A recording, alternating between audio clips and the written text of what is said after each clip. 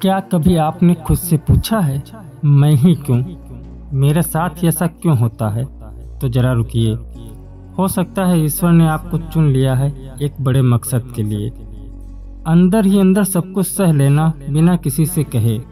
जब हर दर्द को आप मुस्कान में छुपा लेते हो तो समझो भगवान आपको मजबूत बना रहे हैं ताकि आप दूसरों का सहारा बन सको। अकेलापन महसूस करना लेकिन फिर भी हार न मानना।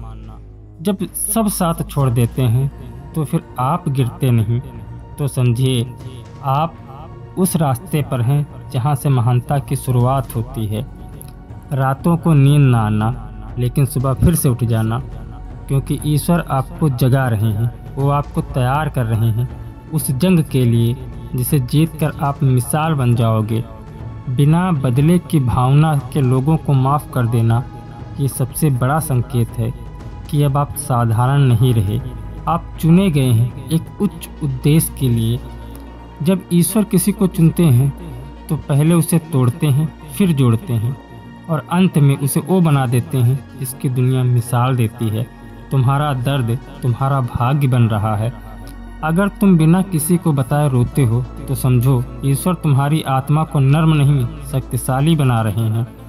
अगर सब तुम्हें गलत समझते हैं लेकिन फिर भी तुम किसी से शिकायत नहीं करते तो ये संकेत है तुम्हारा चरित्र अब आम नहीं रहा।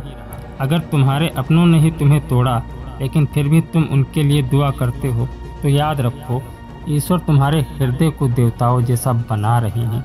जो दर्द तुम झेल रहे हो वही कल तुम्हारी पहचान बनेगा। सहनशीलता एक संकेत है कि ईश्वर तुम्हें साधारण नहीं एक योद्धा बना रहे हैं।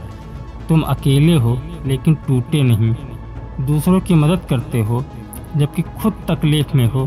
तुम्हें बार बार गिराया गया लेकिन तुम बस हर बार उठे। तुमने वो खोया जिसे तुमने दिल से चाहा लेकिन शिकायत नहीं की। तो समझो ईश्वर तुम्हें तैयार कर रहे हैं एक ऐसी जिम्मेदारी के लिए जो आम इंसान नहीं निभा सकता। तुम्हारा संघर्ष कोई संयोग नहीं है, ये वो परीक्षा है जो ईश्वर सिर्फ अपने खास लोगों से लेते हैं। अगर तुम्हारे अंदर सब कुछ सह जाने की शक्ति है, अगर तुम दूसरों की खुशी में खुद को खो सकते हो, अगर तुम्हारी आंखों में आंसू हैं लेकिन ओंठों पर मुस्कान है, तो जान लो तुम्हें चुना गया है ईश्वर के कार्य के लिए। तुम्हारा जीवन सिर्फ तुम्हारा नहीं, तुम एक उदाहरण बनने वाले हो उन लोगों के लिए जो अभी हार मान चुके हैं। जो ज्यादा सहता है वही सबसे ऊपर उठता है। ईश्वर किसी को व्यर्थ नहीं तोड़ते। अगर तुम्हारे अंदर एक ऐसी आग जल रही है जिसे कोई नहीं देख सकता और बाहर से तुम शांत दिखते हो, तो समझो ईश्वर तुम्हें तपा रहे हैं ताकि तुम केवल जलो नहीं बल्कि दूसरों के लिए रोशनी बनो। लोग तुम्हारे दर्द को नहीं समझते क्योंकि वो तुम्हारी कद्र नहीं, तुम्हारे परिणाम का इंतजार कर रहे हैं। और जब वो दिन आएगा तो सब कहेंगे तू खास था, ईश्वर ने तुझे चुना था।